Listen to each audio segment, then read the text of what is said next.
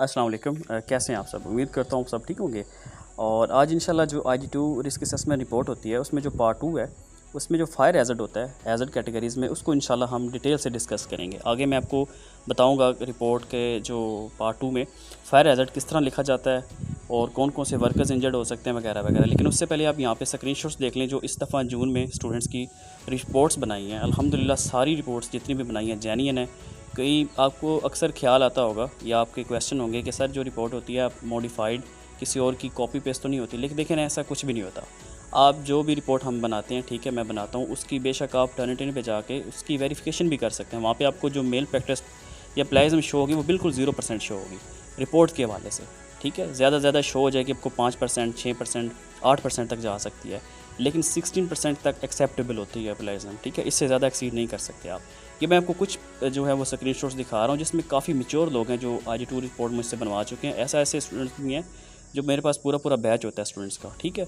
तो आप अगर खुद IG2 रिपोर्ट बनाते हैं तो उसमें देखें एक रिस्क होता है, ठीक है, क्योंकि आपको पता है एक महीना होता है। एक महीने के अंदर अंदर आपने IG1 की तैयारी भी करनी होती है, IG2 रिपोर्ट भी बनानी होती है, जो कि खासा डिफ़िकल्ट काम है और इसमें आपको बहुत ज़्यादा मेहनत करनी पड़ती है। फिर भी जब आप रिपोर्ट बना लेते हैं उसके बाद भी काफ़ी मिस्टेक्स निकलती हैं जो आपके टीचर्स येलो में हाईलाइट कर देते हैं, तो जिसकी वजह से आपका जो प्रेशर है IG1 के लिए भी मज़ीद जब आपको पेपर आ रहा होता है उसके लिए आपका प्रेशर मज़ीद डेवलप हो जाता है, जिससे आप मज़ीद परेशान हो जाते हैं कि अब हम रिपोर्ट किस तरह बनाएं, ठीक है। तो मैंने आपके साथ कुछ as evidence as a proof मैंने आपके साथ कुछ स्क्रीनशॉट शेयर किए हैं। वैसे स्टूडेंट्स काफ़ी होते हैं रिपोर्ट्स के हवाले से, IG1 के हवाले से, ठीक है। तो आज देखें हम सबसे पहले इंशाल्लाह जो फायर हैज़र्ड है उसके बारे में डिस्कस करने लगे हैं, ठीक है। फायर एक ऐसा हैज़र्ड है जो कि किसी भी वर्क प्लेस पे कॉमन पाया जाता है, ठीक है। इसके बहुत ज़्यादा चांसेस होते हैं, ठीक है। वहाँ पे फायर की एक्टिविटीज़ के हवाले से आप देख सकते हैं पाकिस्तान है, इंडिया है, गल्फ़ है, हर मुल्क में इसके फायर से रिलेटेड जो हैज़र्ड हैं या जो हादसात हैं वो काफ़ी ज़्यादा हो चुके हैं, ठीक है। जिसमें हज़ारों वर्कर्स की, हज़ारों मुलाजिम जो लेबर वहाँ पे काम कर रहे होते हैं उनकी डेथ हो चुकी है। तो ये एक बहुत ही क्रिटिकल और एक बहुत ही समझ लें कि पेचीदा और काफ़ी मतलब कि क्रिटिकल हैज़र्ड समझा जाता है, ठीक है। और ये जब आप रिस्क असेसमेंट रिपोर्ट कोई भी बनाते हैं, चाहे वो कोई भी इंडस्ट्री पे हो, ऑयल एंड गैस सेक्टर पे हो, पेट्रोलियम इंडस्ट्री पे हो, फर्टिलाइज़र हो, जो भी हो, उसमें फायर से रिलेटेड आप हैज़र्ड लाजमी ऐड किया करें, क्योंकि ये भी निबोश की एक रिक्वायरमेंट होती है कि आप वो हैज़र्ड जस्टिफिकेशन पार्ट 1, 2, 3 में लिखें जिनकी आप समझते हैं जिसकी वजह से वर्कर्स को जो इंजरीज़ हैं वो मेजर आ सकती हैं, ठीक है, कैटास्ट्रोफिक आ सकती हैं, फैटल आ सकती हैं, जिसमें वर्कर्स की मेजॉरिटी लेवल पे डेथ हो सकती हैं, ठीक है। तो जो फायर है वो भी इसी हैज़र्ड कैटेगरी में शामिल होता है, ठीक है। यहाँ पे देखें मैंने लिखा है फायर, ठीक है। ये कंस्ट्रक्शन साइट पे रिपोर्ट है। The worker is cutting a steel pipe with grinded near the generator fuel petrol storage. अच्छा देखें वहाँ पे एक वर्कर है वो स्टील पाइप काट रहा है। ज़ाहिर सी बात है जब ग्राइंडर को आप आयरन या लोहा काटने के लिए इस्तेमाल करते हैं तो उससे देखें वो आग की चिंगारियाँ पैदा होती हैं जिनको इंग्लिश में स्पार्क कहते हैं। तो साथ ही पेट्रोल के बैरल्स वगैरह पड़े हुए हैं, ठीक है, स्टोरेज पड़ा हुआ है। जो जनरेटर ज़ाहिर सी बात है जब बिजली चली जाती है, ठीक है, शट डाउन होती है, तो उसके बाद आप फ्यूल के लिए फिर जनरेटर वगैरह यूज़ करते हैं, तो वो जनरेटर पास बिल्कुल पड़ा हुआ है, जिससे मतलब कि अगर वो स्पार्क गलती से भी किसी भी टाइम, क्योंकि वहाँ पे डेली बेस पे आपको पता है कि 8 या 10 घंटे की ड्यूटी होती है, तो अगर वो स्पार्क उसके साथ हिट करता है तो वहाँ पे एक फायर एक्सप्लोजन हो सकती है जिससे आग बहुत ज़्यादा आगे फैल सकती है। और आपको पता है अक्सर वर्कर्स क्या करते हैं, फिर उस पर आग पे पानी फेंकने लग जाते हैं, ठीक है। उनको तजर्बा नहीं होता, एक्सपीरियंस नहीं होता, और जिससे आग मज़ीद भड़क उठती है। फिर जो आसपास नज़दीक मटेरियल होता है उनको भी आग पकड़ लेती है और ये फिर फायर आगे बहुत ज़्यादा फैलती जाती है। ऐसे भी लोग फिर होते हैं जो बहुत नज़दीक काम कर रहे होते हैं, उनको आग लग सकती है, ठीक है। तो एक बहुत बड़ा हादसा हो सकता है। फायर हैज़र्ड कैटेगरी है। जो हैज़र्ड है यहाँ पे जो फायर है वो हैज़र्ड है, और जो हैज़र्ड कैटेगरी है, सॉरी, और जो हैज़र्ड है वो कौन से हमें साफ पता चल रहा है कि ग्राइंडर जो है ऑपरेटर है वो स्टील पाइप काट रहा है और साथ ही उसके स्टोरेज पड़ा हुआ है और उसमें फ्यूल है, पर पेट्रोल हो सकता है, डीजल हो सकता है, आप कुछ भी यहाँ पे लिख सकते हैं। मैंने लिखा है grinder technician, 2 helpers, grinder operator भी आप लिख सकते हैं यहाँ पे, and the nearest workers will be affected by fire, ठीक है।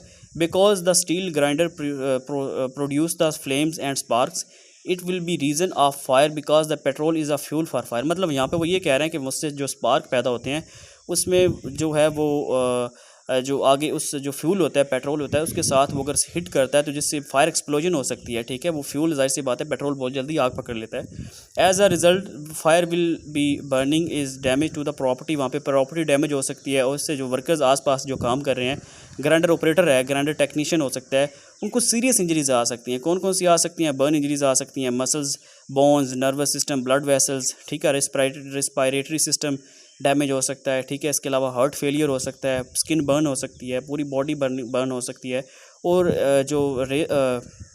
रोस्ट के सिनेरियो में ये हो सकता है कि उस वर्कर की या वहाँ पे जो वर्कर्स हैं उनकी डेथ भी हो सकती है, ठीक है, आग लगने की वजह से।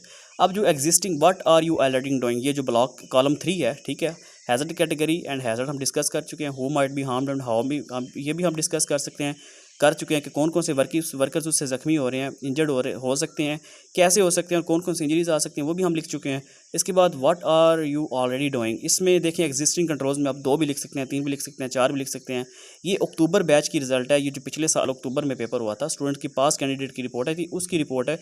लेकिन जो अब मज़ीद रिपोर्ट्स वगैरह हम बना रहे हैं, मैं बना रहा हूँ, ठीक है, तो उसमें जो लेटेस्ट चीज़ें होती हैं वो ऑलरेडी बहुत अच्छे तरीके से लिखी होती हैं। यहाँ पे आप देखें फायर एक्सटिंग्विशर वो ऑलरेडी वहाँ पे इंस्टॉल थे।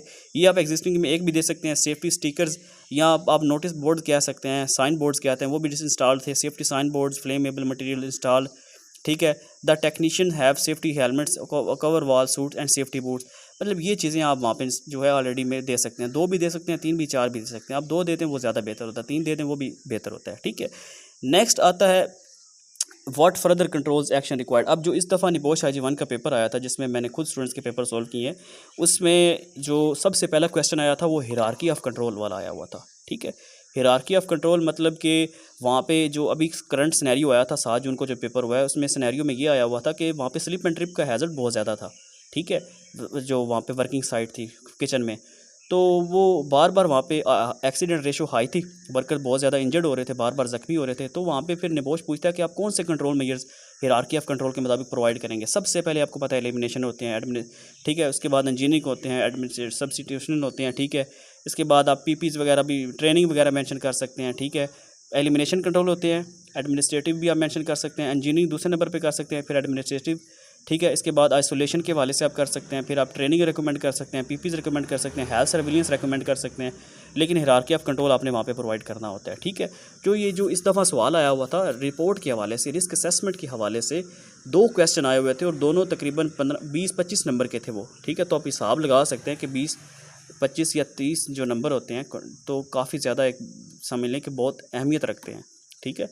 तो जिन स्टूडेंट्स को तो पता है कि IG-1 में, IG-2 रिपोर्ट में, जिन स्टूडेंट्स की भी हम रिपोर्ट बनाते हैं उनको सबको समझाते हैं हम क्या हिरार्की ऑफ कंट्रोल क्या है, निबोश में इस तरह के क्वेश्चन आ सकते हैं वगैरह वगैरह, ठीक है। तो देखिए मैंने क्या लिखा हुआ है, must install the protective sheets between the grinder work and fuel. मतलब वहाँ पे प्रोटेक्टिव बैरियर्स वगैरह इंस्टॉल कर दें, या प्रोटेक्टिव जो है वो वहाँ पे शीट्स इंस्टॉल कर दें, जिससे मतलब वहाँ पे जो आग के स्पार्क वहाँ पे प्रोवाइड हो रहे हैं या जो प्रोड्यूस हो रहे हैं वो उस फ्लेमेबल मटेरियल के साथ, जो पेट्रोल है उसके साथ टच ना हो, ठीक है, उसके साथ हिट ना करें।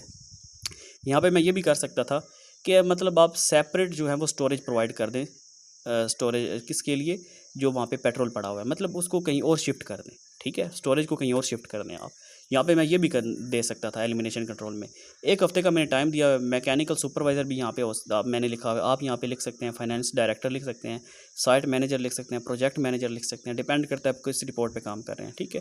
नंबर 2 पे है shift the grinding activities to another suitable place. मतलब ये जो अभी ग्राइंडर स्टील पाइप काट रहा है, ग्राइंडर ऑपरेटर ये जो एक्टिविटी कर रहा है, इसको स्टोरेज जो पड़ा हुआ है, पेट्रोल नज़दीक पड़ा हुआ है, उससे कहीं दूर किसी और जगह शिफ्ट कर दें, ठीक है, जिससे मतलब कि वहाँ पे आग नहीं फैलेगी, ठीक है। तो 1 वीक का मैंने टाइम दिया हुआ है। 1 वीक का टाइम मैंने क्यों दिया हुआ है, जाहिर सी बात है कि आपको पता है फिर ये चीज़ें अरेंज करने में बाकी जो एक्टिविटीज़ और परफॉर्म हो रही होती हैं साइट पे वो भी मुतासर होती हैं, जिसकी वजह से मैंने 1 हफ्ते का टाइम दिया कि चलें आप 1 हफ्ते के अंदर अंदर ये कंट्रोल कर लें, क्योंकि बाकी हैज़र्ड भी, बाकी कंट्रोल मेजर्स भी हमने देखने होते हैं।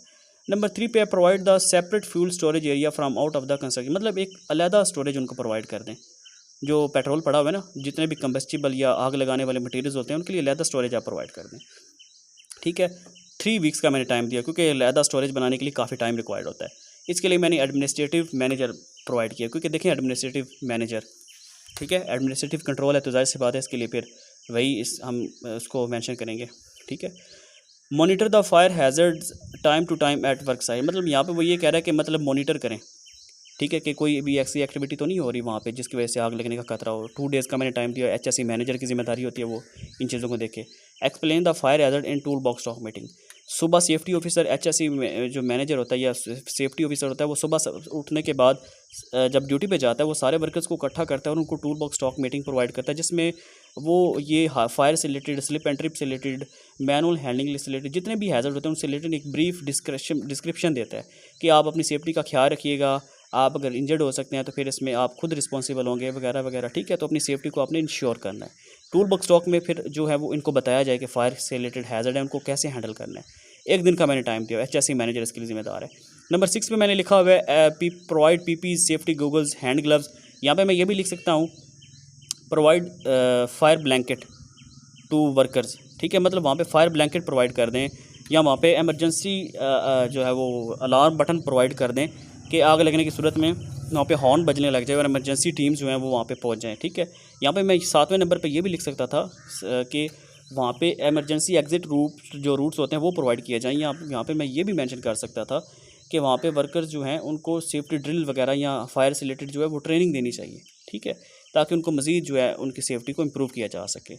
तो आई होप कि आपको समझ आ चुकी होगी। बाकी मज़ीद अगर आपको कोई कन्फ्यूजन है रिपोर्ट के हवाले से, आप मुझसे व्हाट्सएप पे कॉन्टैक्ट करके रिपोर्ट में गाइडेंस ले सकते हैं, रिपोर्ट बनवा सकते हैं, आप खुद भी कर सकते हैं, ठीक है। लेकिन इंशाल्लाह मैं आपको ज़रूर हेल्प करूँगा, आप व्हाट्सएप पे कर सकते हैं रब्ता। इंशाल्लाह आपको वीडियो अच्छी लगी हो तो मुझे बताइएगा कमेंट्स में, और बाकी इंशाल्लाह कोई भी अगर आपका कोई क्वेश्चन है तो बताइएगा मुझे।